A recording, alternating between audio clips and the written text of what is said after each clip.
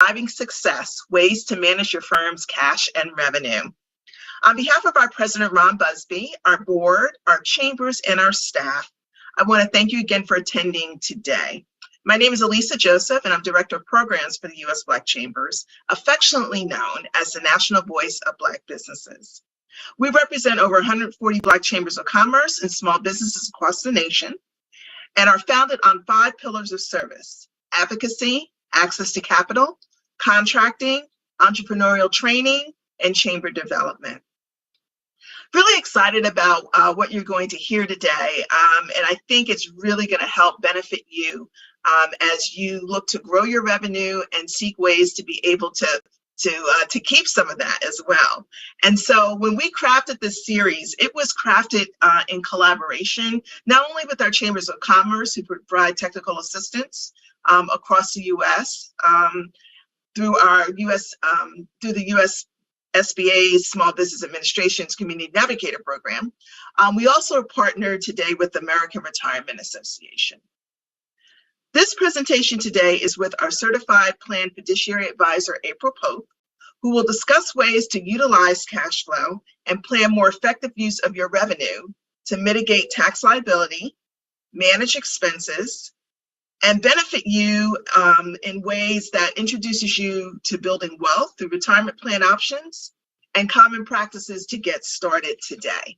I know that many of us have just finished filing taxes. Some of us might have some extensions, but this is a great way, and I think a really timely conversation that we're having today for you.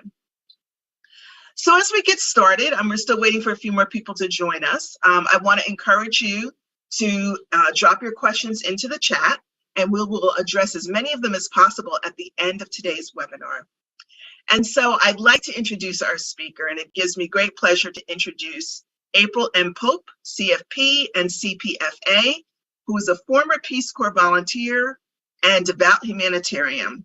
She is transforming confusing financial concepts into digestible knowledge for not only nonprofits, but for leaders like yourself. As a certified financial planner professional and co-founder of Retirement Plan Partners, April, alongside with her team of retirement planning specialists, displayed their commitment to organization leaders and entrepreneurs by offering one-on-one coaching and informative workshops like we're doing today on workplace retirement plans. And so with that, I would love to introduce Ms. April M. Pope. Thank you. Thank you. And thank you. Yes. Hi. Good to be back again. I'm not sure if anyone on here was here before, but thanks for having me back. This is my second time with the USBC, so I'm excited to share some information. But as Lisa was mentioning, I'm a teacher at heart. So this is definitely, feel free to ask those questions, put them in the chat. I will answer those, like I said, at the end or during whenever, if people want to interrupt, however you want to do this, I am super flexible. So feel free. And this is definitely some information you do want to get your questions answered. A lot of this information is new because the law just passed December 29th. So we want to make sure we take time to explain how this helps and affects small business owners, because it's literally what this is for. Also, a little bit more about me. You don't need to know a lot about me, but I'm involved with our local chamber as well. So I'm on the board of directors of the African American Chamber in Cincinnati, Ohio, which is where I'm located.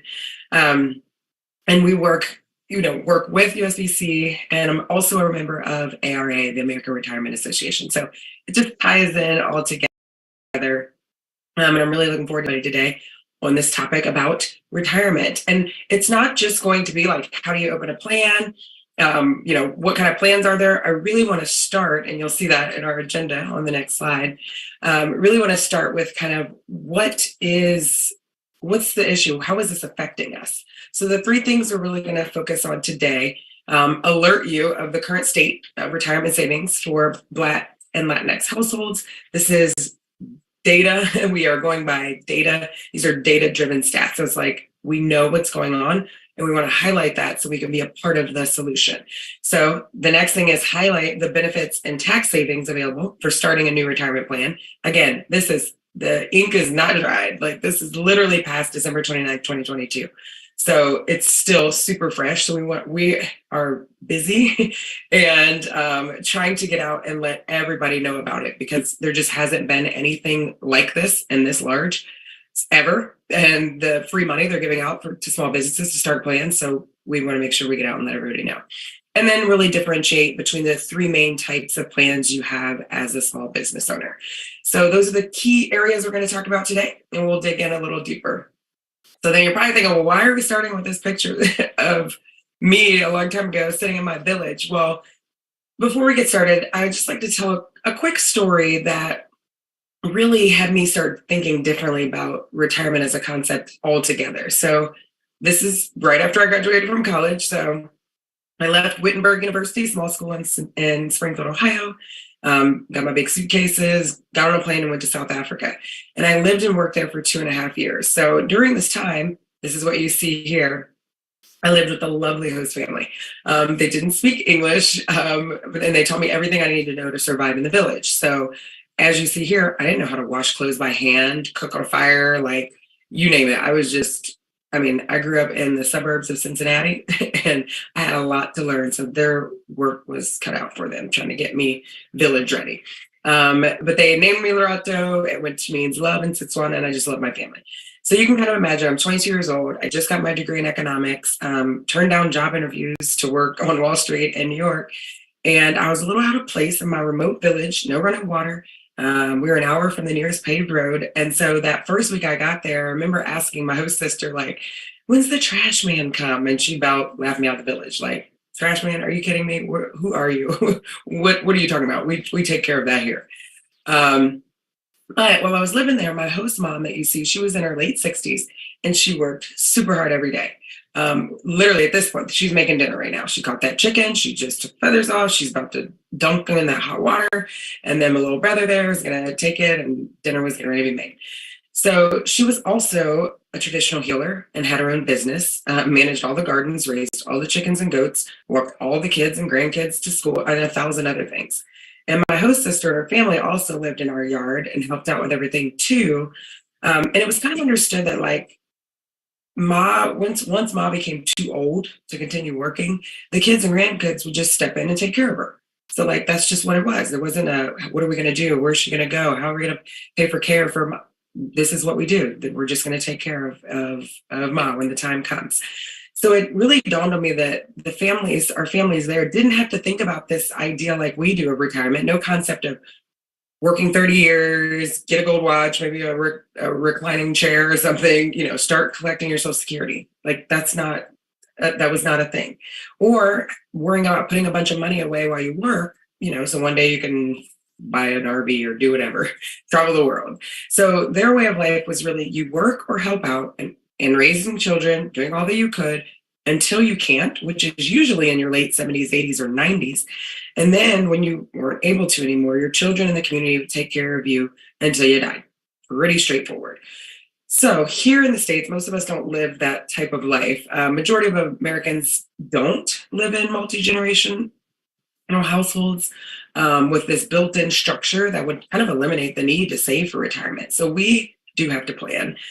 We have to put our money away now so that when work becomes optional and we get to decide whether we need to go to work or not, we have something to live on. And so we are very far behind when it comes to our savings rates. And so I always hear this too. I want to provide generational wealth, generational wealth. We always talk about this. Well, if we're going to provide generational wealth, we need to make sure we're starting to take care of ourselves first so that we're not a burden on the generation below us that has to take care of us. So we just we want to break that cycle of starting over every single generation. And so we want to do something about it. So on the next slide, let's talk about getting started.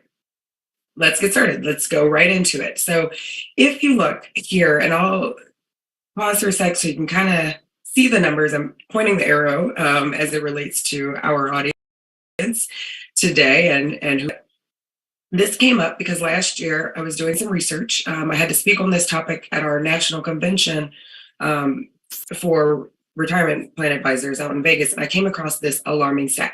56%, and now it's up. I think it's updated. I think they're updating this information. I'll have to ask Erica over at ARA. But 56% of Black families do not have any assets in a retirement account.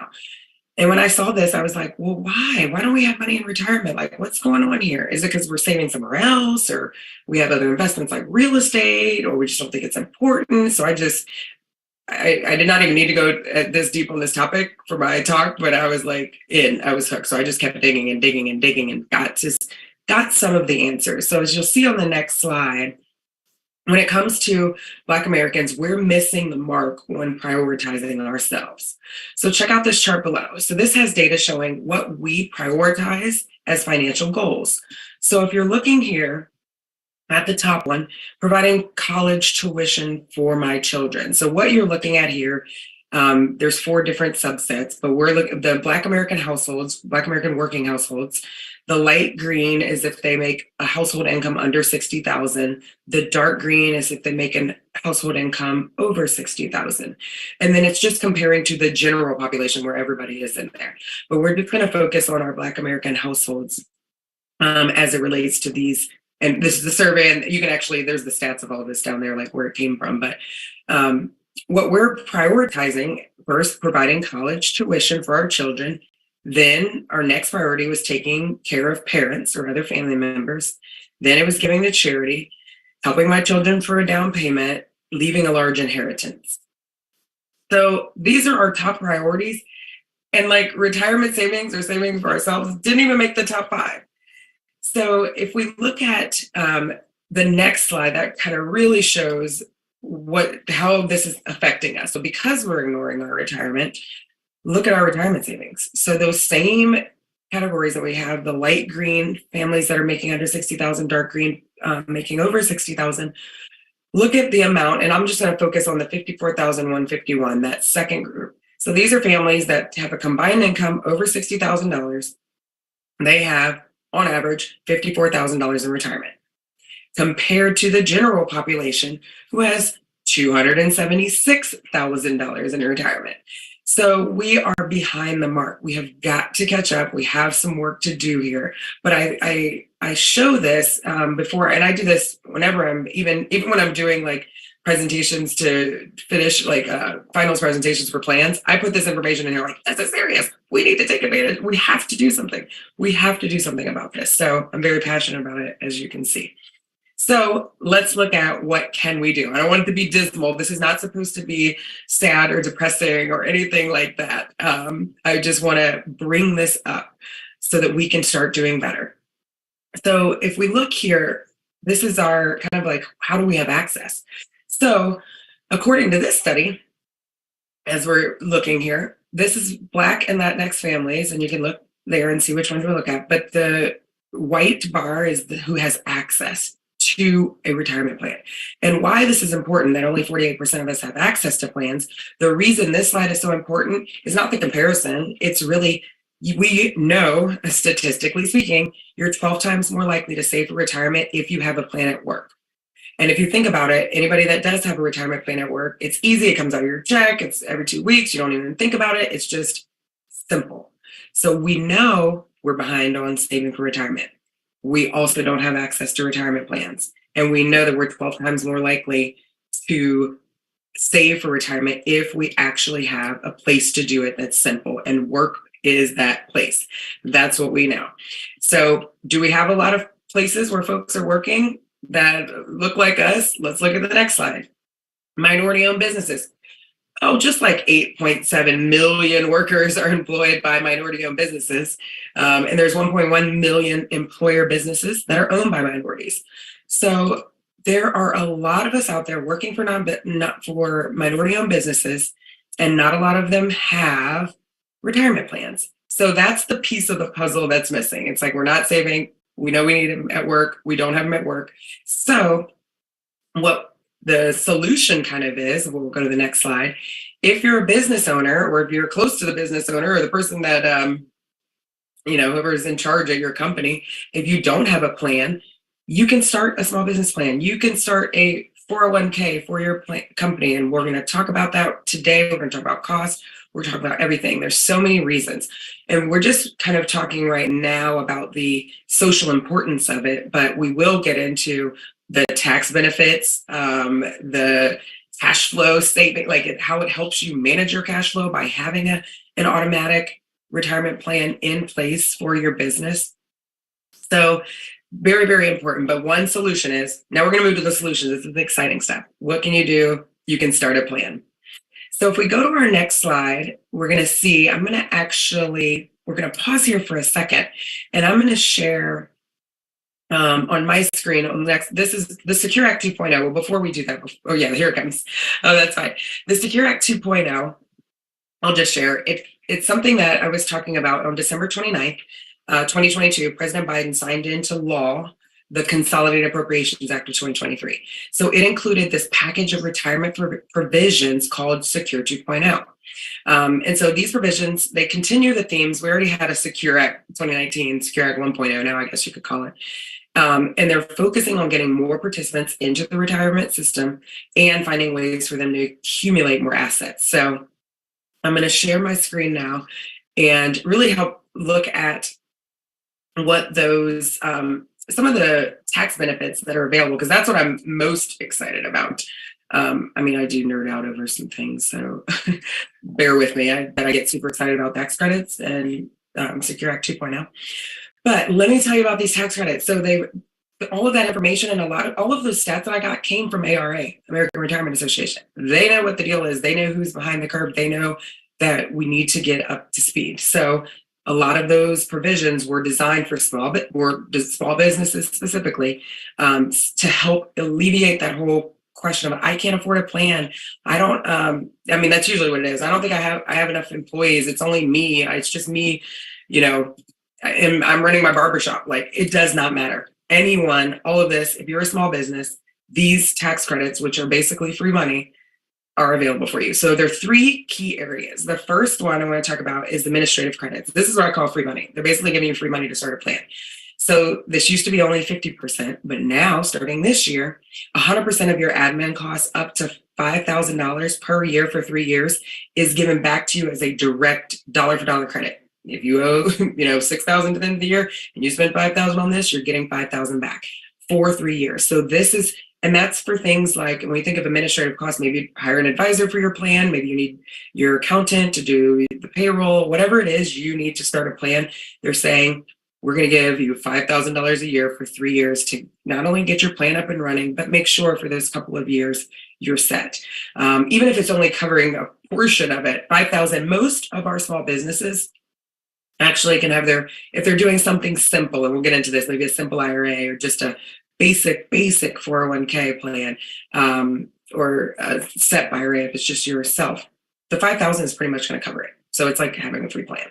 This other one is super awesome. So this is matching contribution. So when you start a plan, one of the other provisions is plans that are started this year, it doesn't have to go into effect until 2025, but you have to automatically enroll everybody. So if you have to enroll everybody and you decided to have a matching contribution, well, then you need to budget to match that employee.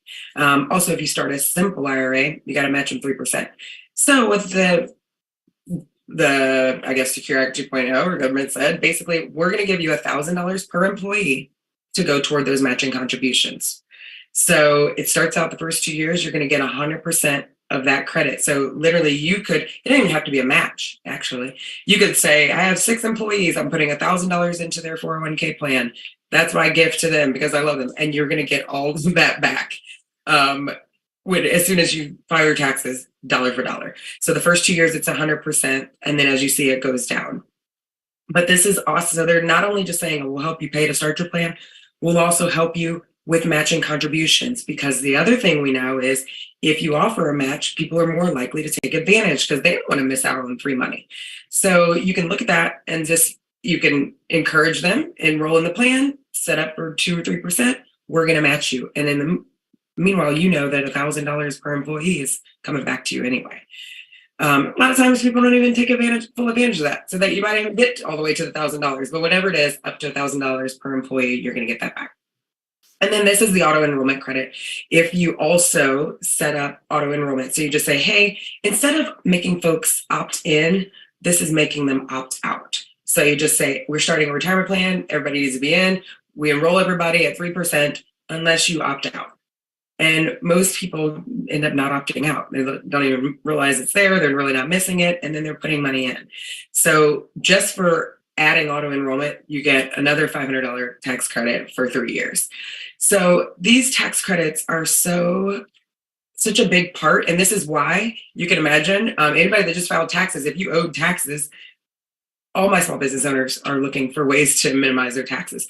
So this is literally just the taxes for starting the plan.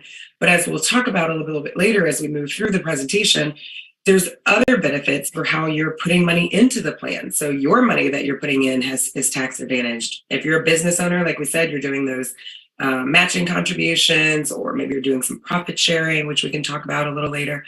If you're doing that, then you're able to have a better tax situation today and in the future. So this is what we just went through. Thank you so much. I just went past that slide and had the bigger one. So those are the tax credits that we just went through. All right, so on the next slide, we're gonna keep on moving on. I'm not gonna, there were like hundreds of provisions in Secure 2.0. I know not everybody nerds out and loves all of it like I do, so I'm not gonna get into all of these. But I wanted to, all of them, but these are some really cool ones that I just wanted to make you aware that are coming up. Student loan matching. This one, we have been like screaming from the rooftops trying to get this passed. So we're excited. A lot of advocacy work went into getting this done. What the student loan matching is some of us, had a lot of student loans, and you're working and you're trying to, especially folks that are starting, you're trying to work and balance and pay bills, and you have this huge student loan, and they're like, join the 401k and get your 3% match. And you're like, I am barely surviving. My student loan payment is $800. Bye. I'll see you later when I get this done, which is like 30 years. So it's not a good situation.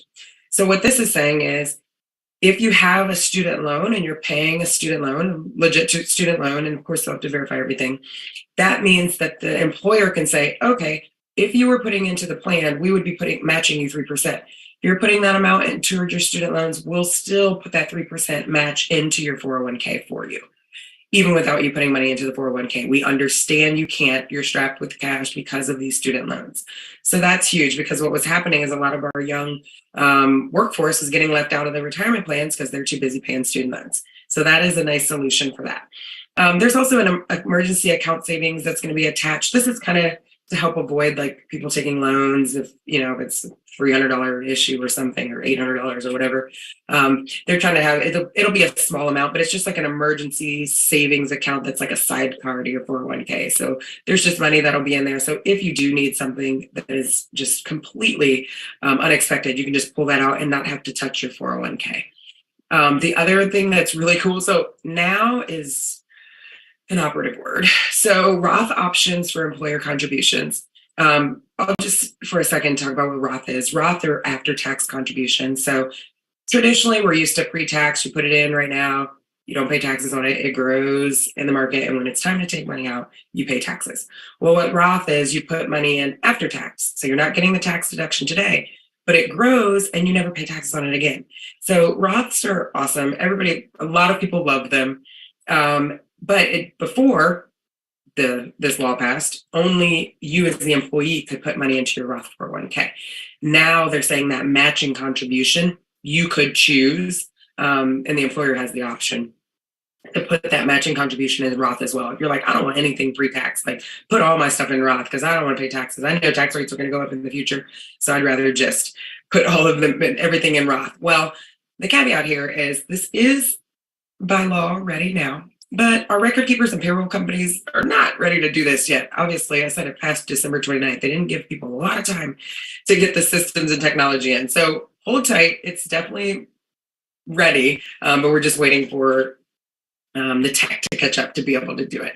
And then there's going to be a starter K in 2024, and that's going to be something that's like a low cost, almost no cost pretty much plan that small businesses can start.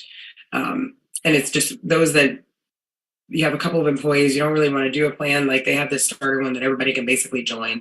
It's a small amount. You're only going to be able to put away $6,000 a year, but it's something that will be helpful we're trying to catch everyone. Big companies have a plan. We can do something with our small businesses that, are ready to go, have the cash flow and the need for it. And then everyone else we can just put right into the starter K. So no one should have an excuse for not being in a plan by the end of next year.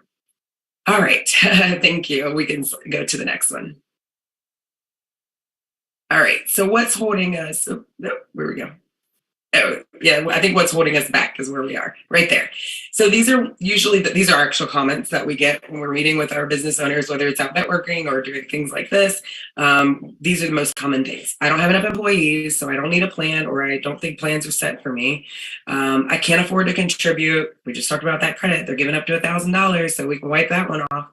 They're too expensive to offer. Well, you have up to $5,000 a year for 3 years to cover it. And usually the heavy lifting, it's usually most expensive in your first year anyway. So we can knock that one off. And it sounds complicated. I mean, it could be, but that's what there are plenty of professionals that can help you with this. So we want to make sure we don't use any of these excuses. And not having enough employees, there's something called a solo K. So one person.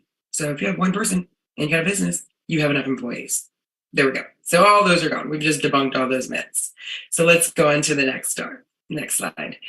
So now what options do I have? So you're thinking, hopefully at this point, you're like, yes, I'm going to be a part of the solution. I'm going to offer a plan. I'm going to do all this and get all these tax credits. But like, what am I going to do? Which one? You said there's like different options. So let's just quickly go through the plan options. If you have questions as you go through, feel free to jot them down and we'll answer them at the end. The main ones, we have a SEP, simple, and a 401k.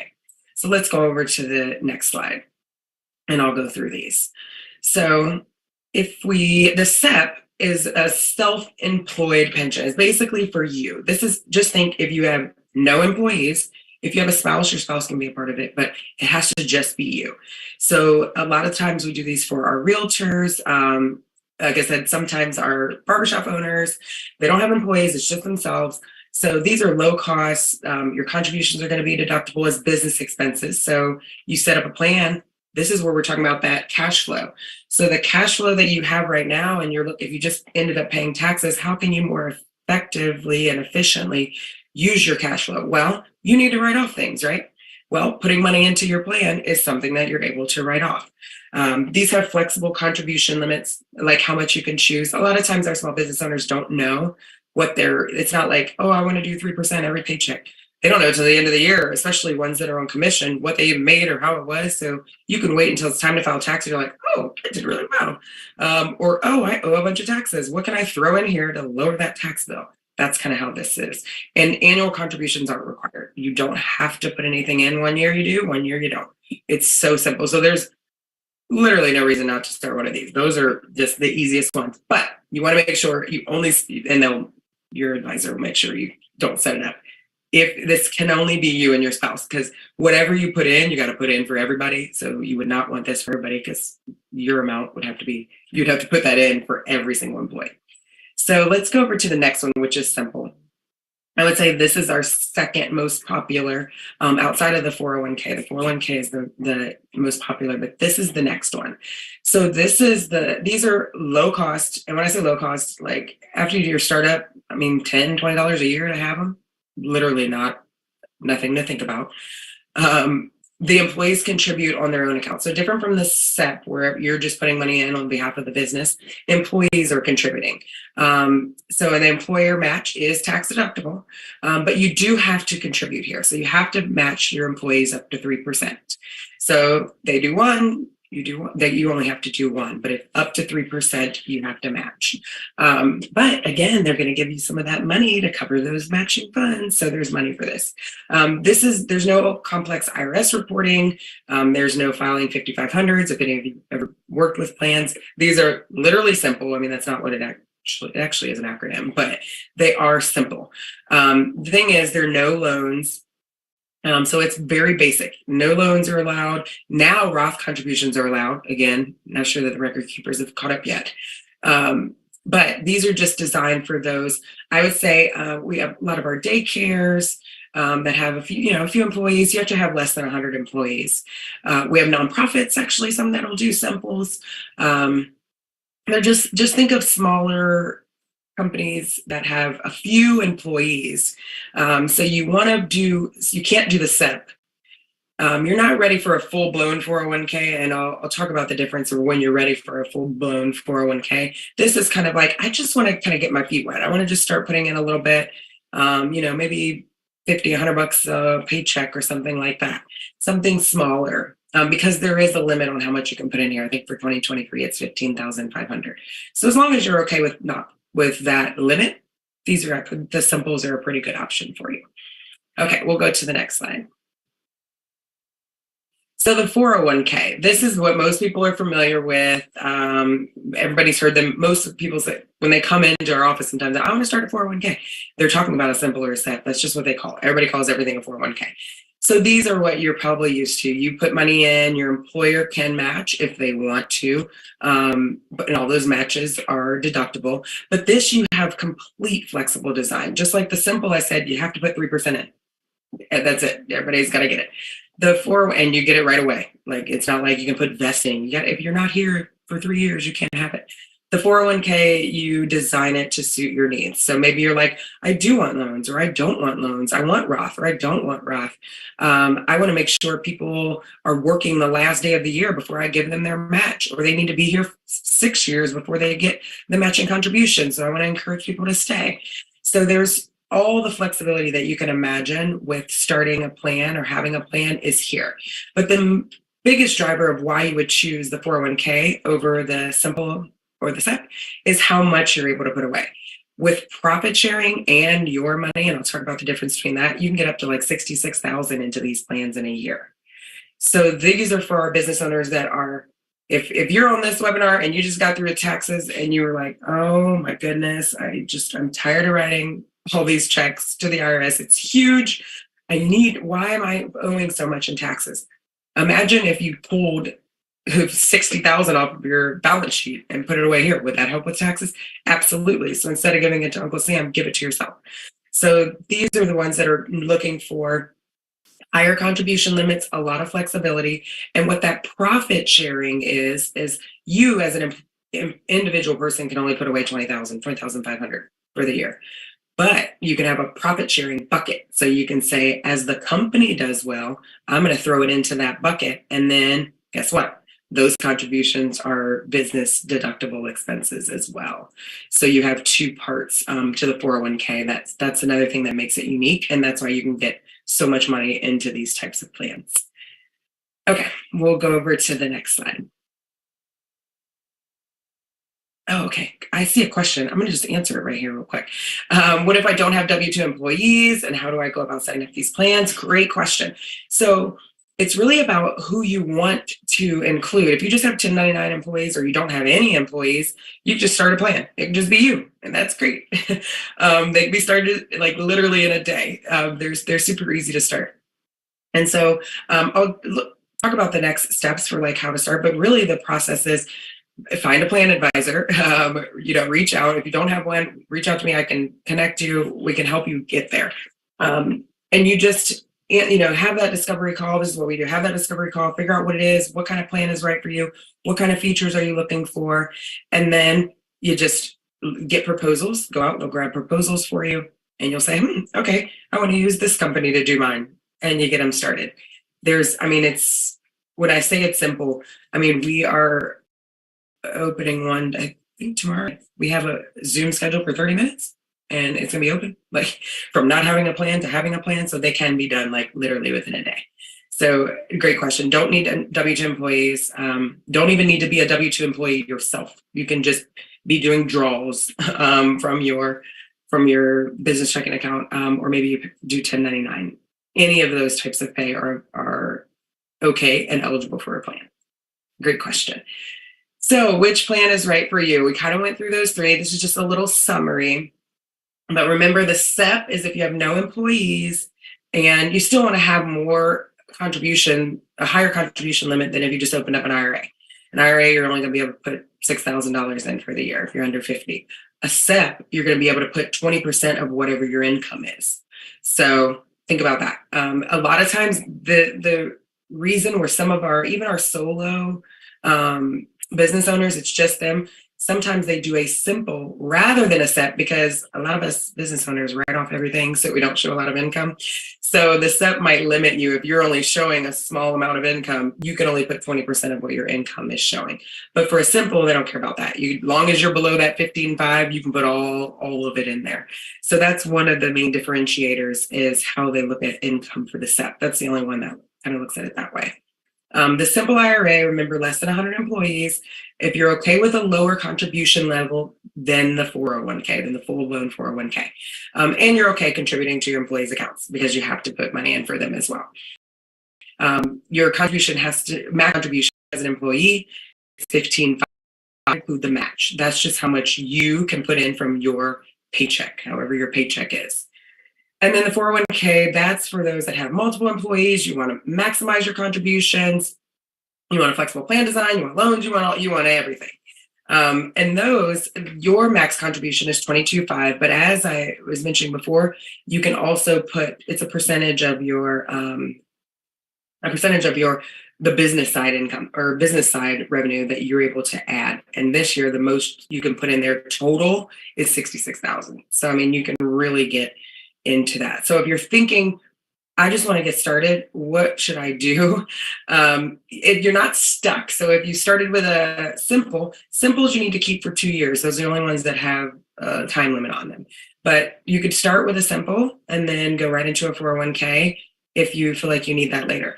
Now they do have some really great tech options for 401ks that have really changed the game, lowered the price. The technology is amazing. And they're kind of, they're so affordable. Folks are like, I'd rather just have my 401k all set up and then just kind of grow into it if you know that you're going to, eventually be there within the next couple of years. Okay, next slide. So I jumped a little bit ahead when I answered the question, what's the process to start a plan? Okay, so if we go to the next slide, if you have an advisor or whoever, or even if your bank, anybody can help you start a plan. But everybody has their own process. So however the advisors work, and there are plan advisors, folks that just work on retirement plans. That's literally what we do. We just got back from a conference with 5,000 people there. There's a lot of us out there. So there's some close to you. But that's similar with what I was talking about, our process, which is kind of the same as everybody else's, but have the conversation, figure out what plan is right for you. What are your goals? So that'll help us decide what plan is right for you. Once we decide that, now who do you want to use? So is it, you can use anybody. It could be Fidelity, 401k, Go, Empower. There's so many out there. You figure out which one of your providers. You kind of test their websites, look at everything. Then you just do the paperwork, sign up. You get your payroll in order. We help through that entire process. All the advisors are going to help you handhold all the way through to make sure you have everything set up, you know how it is. And then you did the back end as the employer, and then it's time to enroll folks. So we do your enrollment video, or if you're in person, however you want to do your enrollments, help educate the employees so they know what it is, they know they're getting a match, get out there, get everybody enrolled, and then you're good to go. And then you just roll on. And so what happens with the tax credits, all of that, the cost that it is to start them up, when you file taxes next year, you'll be able to write all of those costs off, up to $5,000 and the matching contributions. So that's pretty cool. All right, questions. That's the Let's Talk. You can skip the Let's Talk. My info is on the next slide, but I don't know if any questions came in. If there are any other questions, if you don't want to put your questions out there today, here's some information. Feel free to email us. We are happy to help. Happy to answer questions, happy to steer you in the right direction. Depending on what part of the country you're in, we could, if you want to connect locally with advisors, we can help you find someone. Anything that we can do to help, that's what we're here for. So thank you. Well, thank you, April. And I have a couple of questions. For those of us please, everyone, we'd love for you to put your questions in the Q&A. To answer them, please don't be shy, but I'll get us started. The first question that you answered was from Kevin Vaughn, a friend of USBC. So thank you so much, Kevin, for that question. I have a couple of questions here. The first question was, there are sometimes where people will start say a plan just, by say in their bank, right? Just sort of starting like an IRA or sort of a simple IRA, but not necessarily have a formalized plan. And then sometimes, depending on, how the year goes, you might contribute, you might not. Mm-hmm. Based on the tax credits that are coming out, do you have an opportunity to start another plan or a new plan that is much more kind of comprehensive to take advantage of those new tax credits?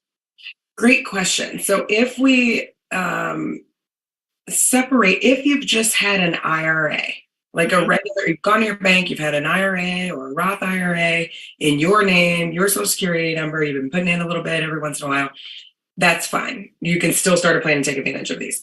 So if you've had a plan within the last 3 years that's tied to your business EIN, like a simple IRA, it's so confusing how they call it an IRA. Technically it is, but that is a workplace plan.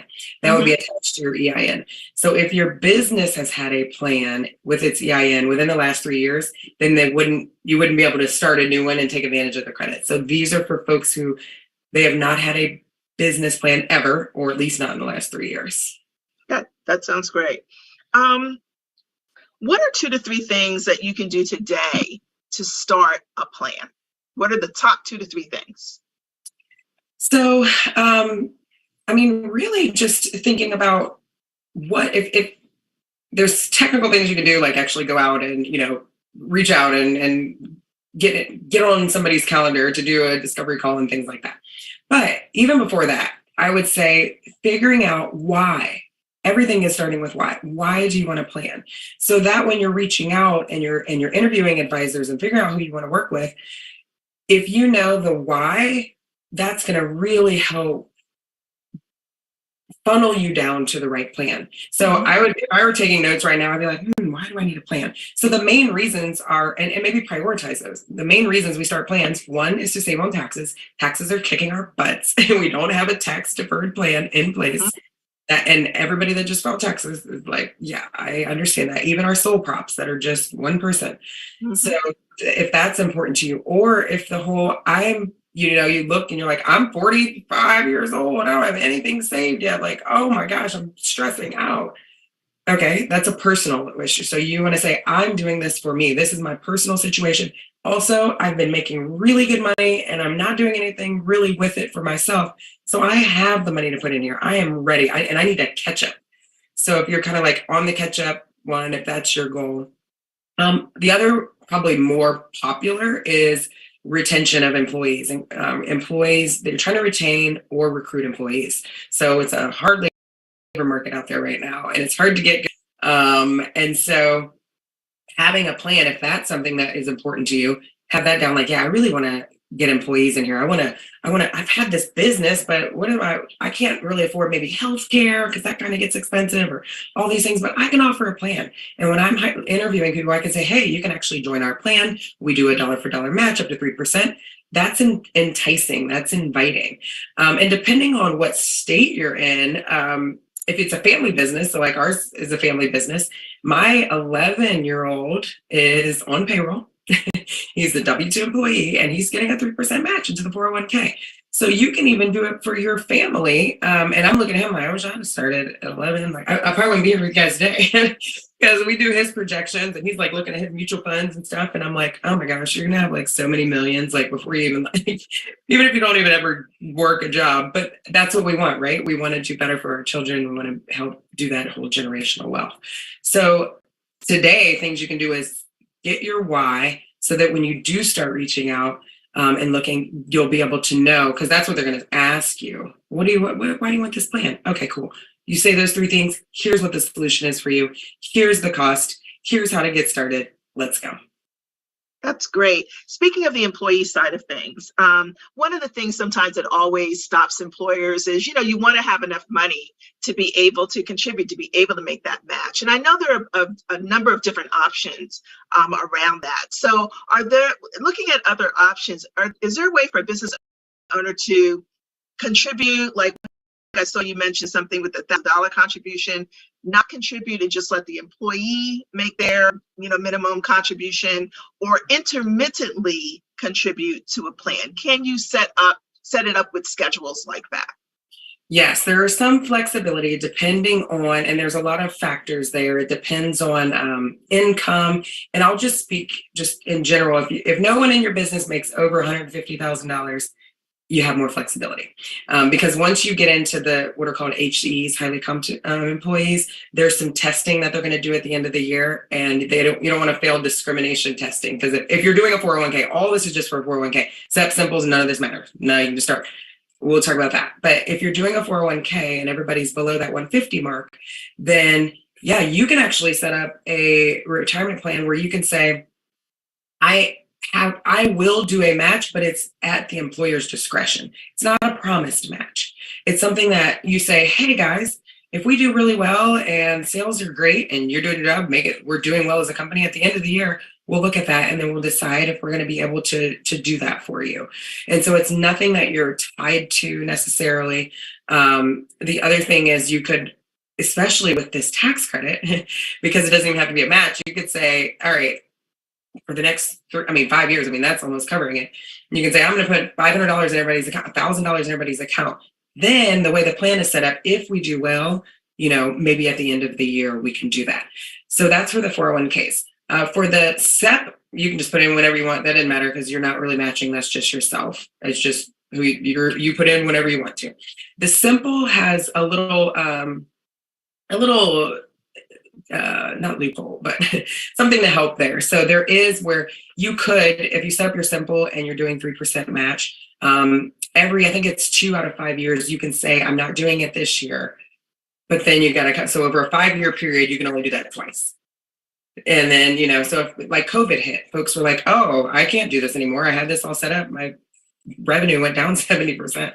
So you just like, oh, this year we're not doing it. We're not doing the match this year. We'll be back next year. Try us again. So there are ways to kind of safeguard against that. And as you look at your payroll with the simple, I say you have to match 3%. That's the matching requirement. If you decide you don't want to do the match, then you just have to give everybody 2%. So it's either everybody, whether they enroll or not, gets 2%, or you match people up to 3%. And that's what you do. When you run your payroll, we show you the numbers. So we say, this is what your payroll is. If everybody contributes the max, here's what you would be on the hook for. And if you talk to your employees, everybody's going to get in, you may say, we're just going to do a 2% non-elective. Like we're just going to get everybody 2%, and then they can do whatever they want. 2 more questions. This question is relative to starting your plan. I mentioned at the top of this that there are folks who've already filed their taxes. There are some businesses who are on extension. When do you, as a business, if you are on an extension, when do you have to have had your plan in place in order to get your contribution for 2022? Or are you starting right now with 2023? Ooh, good question. So I love this question, and it's fine. It's changed this year. So the rule is still that you can, not for the simples have to be started by October 1st. So we'll take that off. But the SEPs and the 401ks, the rules for those, you can actually start them retroactively up until tax filing deadline plus extensions.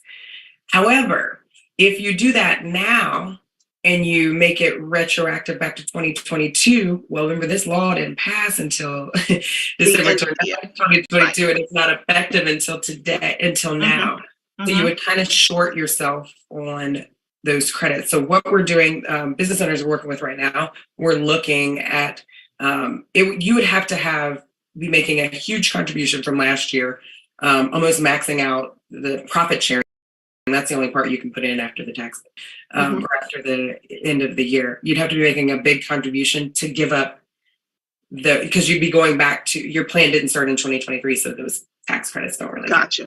So we're kind of encouraging folks to just start them this year. Except on a case-by-case basis, it might make sense for them to be retroactive, especially if they're larger, because some of these tax credits don't count if you have more than 100 employees and things like that. So if it's not even going to work for them, then they could retroactively do that. Gotcha. One of the questions we have, and as you know, we typically, everyone will have access to the presentation itself via YouTube. So we post all of our videos, we record all of those, so you'll have those. As it relates to your specific presentation though, April, are we able to send that out to folks that joined via email today? Yeah, I think I have, as long as my disclosures are on there, Yeah, I think you're, we All we the pretty much disclosures made are sure on your there. disclosures are there. It can go out. Okay, terrific, terrific. So hopefully that answered your question. And I think that's the end of the questions for now. But I want to thank you for just a wonderful, wonderful presentation. This was truly exceptional. Just really some great counsel and guidance on something that we don't look at as a way of, number one, as a tax mitigation strategy, as a way to save more money, as a way to really be able to have a clear deduction on our tax return, because that's really important. We sort of do the opposite. We try to show that we lose money, and if we leverage this perspective, you'd be able to count that money. And for instance, if you were looking for capital, your lending officer would go and add that money back to show that you're close to your revenue targets or your cash flow targets. So there's ways to be able to mitigate tax liabilities and the implication that you might have that really work to your benefit, and at the end of the day are going to help us build wealth. And so we really do thank you today for helping clear all that up and making it as transparent as possible. Thanks. Hopefully it's not clear as mud. I know it can be a little bit, there's a lot in there, but yeah. No, it's pretty clear. And so I want to just, as we conclude, as I mentioned, we will send out this presentation. There is a QR code, as you saw on the prior slide, to be able to contact April about your needs. So if you want to scan that now, please do that. I think there's another question before I move on. Oh, you're welcome, Marcia Brown. Marcia says, thank you for a powerful, unique presentation. So glad you all like that. As we move to our next slide, I want to talk a little bit about USBC as we close, because we do webinars like this to be able to give you as much information that you need as a business owner to grow and succeed. And so any questions that you have relative to this work that we're doing, if you want to join us for more webinars, you can do that at usblackchambers.org/webinars. You can reach us at programs@usblackchambers.org with any questions. You can also follow us on social media and comment. We do track all of that. I'd love for you right now, for those of you that are on, if you want to scan this QR code right now, we would love for your feedback on this presentation, because it really helps us be able to give you the kinds of things that you need and that you're looking for in order to help you successfully run your business. So I'll give you a couple of minutes for that, and then we'll move on to our closing remarks. And I'll check to see if we have any more questions while you're doing that. Everyone, you're welcome. Thank you for joining us for this presentation. April did a magnificent job, and we're putting some resources in the chat and links for you as well. So just make sure to copy those down. And so I want to talk a little bit about Buy Black. We are the only organization that has a certification strictly for Black-owned businesses. And so if you register for buyblack.us, you can not only list your business in our directory so people can find you, and we have lots of suppliers requesting information from us every day on our businesses where they're looking to potentially get you into their supply chain portals. But you can also have your business certified, and that gives you that higher level of credibility from a contracting perspective. So please, when you have a moment, take a look at buyblack.us if you have not. We are streamlining our entire process to really create sort of a one-stop shop opportunity for you to do this. So we really would love to have you become part of our community and to also become certified as well. And so I also want to just introduce a few of our upcoming webinars for the months of May and June. Again, if you go to usblackchambers.org/webinars, these are listed, and it's really easy, as you saw today, to be able to register to attend. So we've got on May 9th, Success on Yelp, free and paid tools. May 16th, Conducting Business in the Tech Age. May 25th, Navigating Cash Flow, a Growth Choice. June 13, Being Loan Ready with Community Lenders, Part 1. June 27th, Here's How to Build and Nurture Business Credit Through Relationships. And then we have our national conference, which we invite all of you to attend in Washington, D.C., July 19th through the 21st. And if you are looking to register for the conference now, we will put that link in the chat. It is usbcconference.com. Please register today. We've got some early bird specials going on, but we'd love to see you there. Again, we thank you so much for being part of this session during Financial Literacy Month. We welcome you back at all of our upcoming webinar opportunities. Please make note of the links. Please follow us on social, because that's where a lot of information comes out. And if you're not part of our newsletter community, please register for that as well. With that, I want to be able to say to all of you, thank you again so much for being with us today. Thank you for your interest in this topic, but more than that, thank you for trusting us to be able to deliver the kind of information that's going to help you move your business forward. With that, have a great rest of the day, and we'll see you at our next webinar. Take care.